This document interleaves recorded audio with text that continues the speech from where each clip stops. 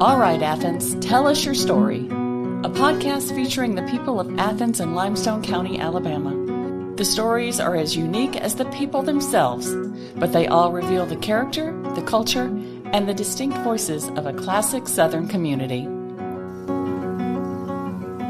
My name is Paul Irons. I've been in Athens since 1957 when I moved over here from Decatur, and I married a young lady over here in Athens, and I met her at Hatfield Roller Rink. That's where we met on pair roller skates. And I married her June the 8th, 1957, and moved to Athens. And I had an opportunity to join the fire department as a volunteer in September, and I was on for 11 years as a volunteer. And then I became a full-time firefighter at 1969. And I was with them for 30 years, and I went from a volunteer to a firefighter to assistant chief. At that time, we had one fire station. And then in 69, when I joined in, we had two fire stations. On Freeman Avenue was Station 2, and then Station 1 was up on Meriden Street. The population of Athens, I think it was a little over 6,000 when I came to Athens. I have one story that I would like to share with you. That's about rescue.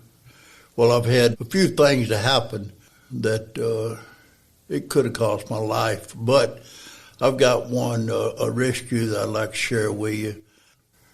I was a volunteer, and I was at the fire station one day, and Charles Spencer, he was a lieutenant, I believe, at that time, and he said, P.I., they called me, everybody called me P.I. He said, would you like to go with me? So we got to go get a lady that's down on Houston and Browns Ferry behind the building. Now, this was in the 60s, let's put it like that, so I'll be pretty accurate. We had a bad flood here in Athens, right in downtown, and the water was real high. And we put a boat in and came down Fifth Avenue, down High Street, and we went by the hospital on the west side, and there was a store there called Butler Furniture Store. And the lady, she was Miss Brzett that lived next door. But she said, sir, would you get my purse in the house? And, of course, when I opened the door, there's more water on the inside than it was on the outside. It's about, I'd say, around 4.5 foot deep. And I got her purse for her. And then we continued on down to Houston and Browns Ferry. And that's where we lost our boat, let's put it like that, because the current was so strong. Charles and I was out of the boat, and I could feel my feet pulling me towards the center of the flood, and I could not swim. I had no life jacket on. I had no kind of protection, and water was up almost to my chin. And I told Charlie, I said, save yourself. It's too late for me. Well, 3 cars came by the middle, and he turned loose of the wall there. It's a slick wall, and grabbed a hold of I believe it was a 55 or 56 Chevrolet body. And he got a hold of my fingertips and started working up to my arm, my hand, my wrist, and he held on to me. And I tried to, get back to him, and I could feel the pressure pulling my legs out towards the center of the water, the current. And I was trying to get back, but I couldn't, and then Charles got a hold of my hand, started working my fingers up to my wrist, and then got my arm and held on to me. And so I owe Charles Spencer my life. Of course, Charles passed on later on. And I remember Charlie and all the people that I worked with from that time on up till I retired have passed on. And then I have another story I'd like to share with you. It was on a Saturday afternoon, if I'm not mistaken. I was at Station 2, and Station 1 called me and said, Chief, we have a fire at Bonnie Doom building down on Sanford Road. So I left and jumped in the pickup It was going down 31, and I could see the smoke. And they said it's a child in the apartment who was on fire. Well, I'll be honest about it. First thing I done, I prayed about it, that the Lord would protect that child and let us get him out. And so when I arrived on the scene, I tried to get in first by myself, and I didn't have no mask or nothing on, and I hollered for my boys coming up, my firefighters. I just hollered in, told them, I said, forget about making a hookup, get this mask on, we got a child inside. And so I tried to get in, and I couldn't. I had to back off, and they put their mask on and went in. As they were going in, the child was on a pallet in the floor in the mattress, and they had not found him. They stepped over him. That's what undoubtedly happened. But when Tony turned around to come back, he said, Paul, he told me this later at the station, after the fire was over with and everything, but he said, Chief, I got something I'd like to share with you. And I said, okay. And he said, when we went in and said we was looking for the child, as I turned around and came back, he said, I looked and it appeared that an angel was on the wall and it was looking down. And said, I dropped down to my knees and started feeling around, and I felt the little boy. And I brought him out. Of course, I was standing at the front door, and he put him in my arms, and his little stomach, it was so hot.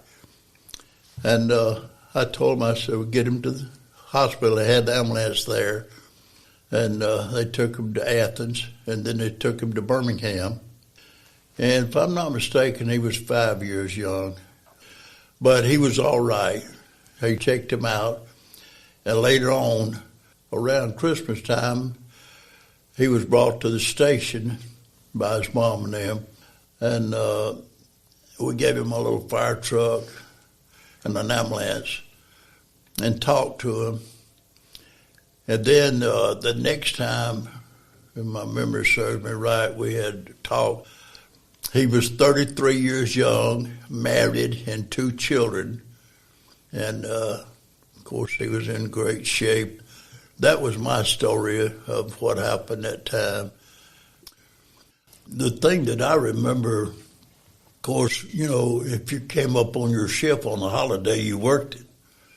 I remember one time they brought a lunch up to us from Kroger, and I was so thrilled over that because, you know, that's food, and they brought it in to us, and we had to work that time. But I had one fire that I remember. It happened during the season there across from Market Street, Church of Christ. A gentleman lived there, he and his sister and his mom, and they had a fireplace, but it caught the tree on fire, Christmas tree, and they lost the house.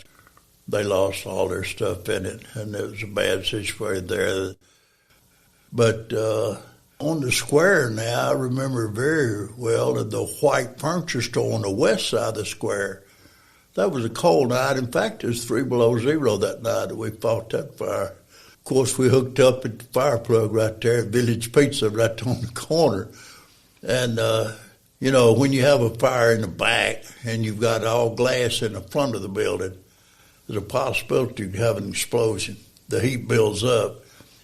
And, of course, we were told to go to the back and come in from the back side, and we did. Of course, we put it out and everything, and that was a cold night. That was a real cold night. But now that was a fire on the west side. I had one fire, that's the Hendricks building, right there on the corner of the square. Now, it happened one night, and I was on duty. It's my fire, I guess you'd say, because I was assistant chief and I was in charge of it. And I got a call up there, there's smoke coming out. Well, when I got up there, I could see it was, so I called for all my firefighters. And, of course, our equipment, now, y'all have to understand or realize that, you know, this is back years before we had our new fire trucks and all this, that, and other. We had one truck that helped us out that night. That was a ladder truck. We had to go a couple of blocks down and make a hookup because our pressure wasn't all that much on the square. And then we used a bucket truck to help. It done damage, but see, we had firewalls. A lot of people don't understand towns like this, especially if towns got a lot of history behind it. But there's been so many things that happened when I had to go out in the county, drive a truck. Had one of the older type trucks called a water truck. Of course, you know, you're driving it by yourself and you looking in your mirrors hoping you have your volunteers following you. Then you see those little red lights. That made you feel good. And I remember one fire down on 99. I went down there, and then this lady had a house trailer. And when I arrived on the scene, it was fully involved when I got there by myself. And I started working it. And then after it's all over with, I was trying to find out what really caused it, because I'm the type of person that likes to find out why. And I asked the lady, I says, ma'am, you lived here? She said, oh, yeah. She said, I was at church. Do you have any idea what happened? No. And she said, I remember I was cooking, but I cut everything off. And I said, could I show you something? She said, sure. We walked in where the kitchen was. They had the stove there, and there was a skillet on the stove. And I turned it over. I said, ma'am, look at the skillet on the bottom. And it was white. I said, that's where your fire started, from the oil and things, you know. So there's a reason for all things, you know. But a firefighter goes through a lot of things that a lot of people never know. You know, at times you have to make decisions, and be an officer, a lot of people don't understand, but you got a lot on your mind. Especially if you're laying there asleep, 1 or 2 o'clock in the morning, the alarm goes off. You got to get everything ready.